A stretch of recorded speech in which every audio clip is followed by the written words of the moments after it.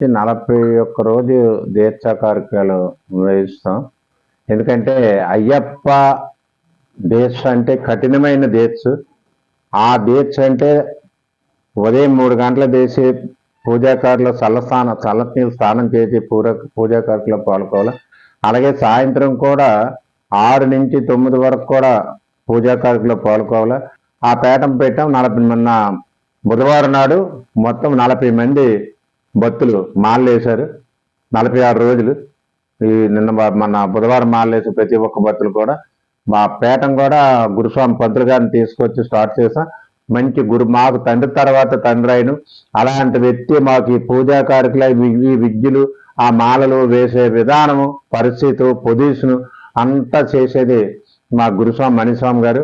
ఆయన ఆత్మశాంతి గురించి మనస్ఫూర్తిగా ఆ దేవుడు ఇంకా ఆయన ఆత్మశాంతి కలగాలని కోరుకుంటాను అయ్యప్పని.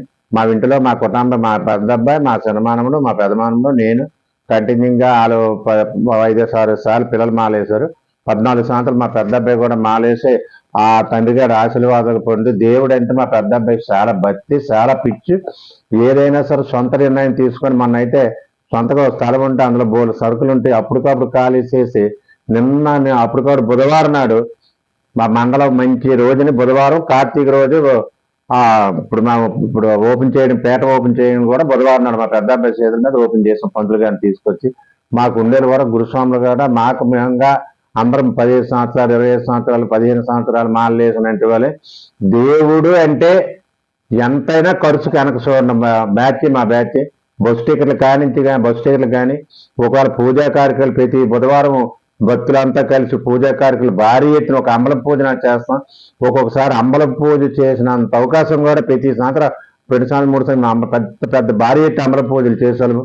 అంత ప్రతి ఒక్కరు కూడా మొత్తం 400 నుంచి 500 మంది భక్తులు భవానీలు కానీ అయ్యప్ప భక్తులు కానీ తర్వాత శివమాలు కానీ అందరూ ప్రతి ఒక్కరు కూడా అందరూ కొంచెం పాల్గొని కార్యక్రమం చేశారు పండగ వీధిలో.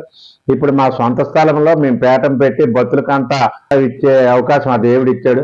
మా అబ్బాయి కోరిక కూడా అదేని భక్తులంతా ఈ పీఠంలో ఉంటే మంచితనం బాగుంటుందని తపంతో ఆయన ఆ పీఠం పెట్టించి భక్తులంతా పెట్టి పీఠం ఓపెన్ చేసాం బుధవారం.